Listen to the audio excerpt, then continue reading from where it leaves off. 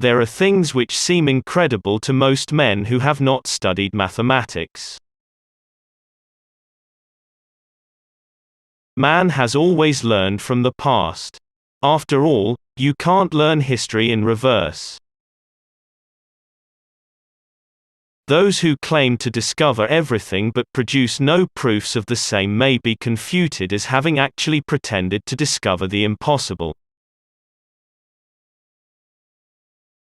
Rise above oneself and grasp the world.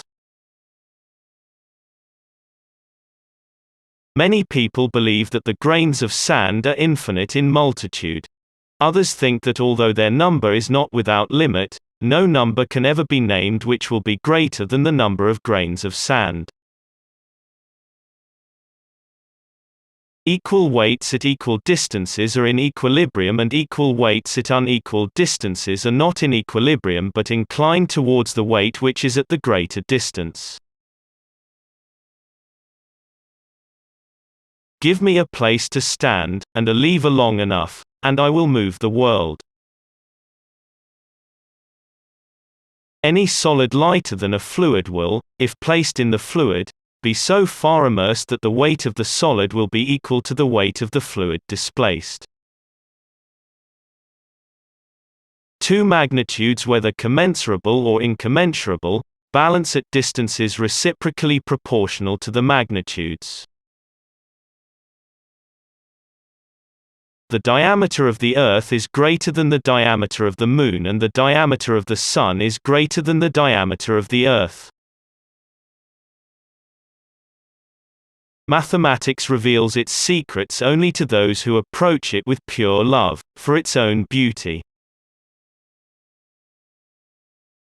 The center of gravity of any parallelogram lies on the straight line joining the middle points of opposite sides. The center of gravity of any cylinder is the point of bisection of the axis. How many theorems in geometry which have seemed at first impracticable are in time successfully worked out? He who knows how to speak, knows also when. It follows at once from the last proposition that the center of gravity of any triangle is at the intersection of the lines drawn from any two angles to the middle points of the opposite sides respectively. The shortest distance between 2 points is a straight line. If thou art able, O stranger, to find out all these things and gather them together in your mind, giving all the relations, thou shalt depart crowned with glory and knowing that thou hast been adjudged perfect in this species of wisdom. Archimedes will be remembered when Aeschylus is forgotten, because languages die and mathematical ideas do not. Immortality may be a silly word, but probably a mathematician has the best chance of whatever it may mean.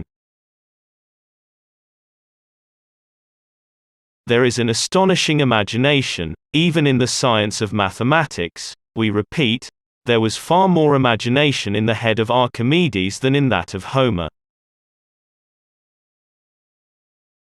Archimedes, who combined a genius for mathematics with a physical insight, must rank with Newton, who lived nearly 2,000 years later, as one of the founders of mathematical physics. Who would not rather have the fame of Archimedes than that of his conqueror Marcellus?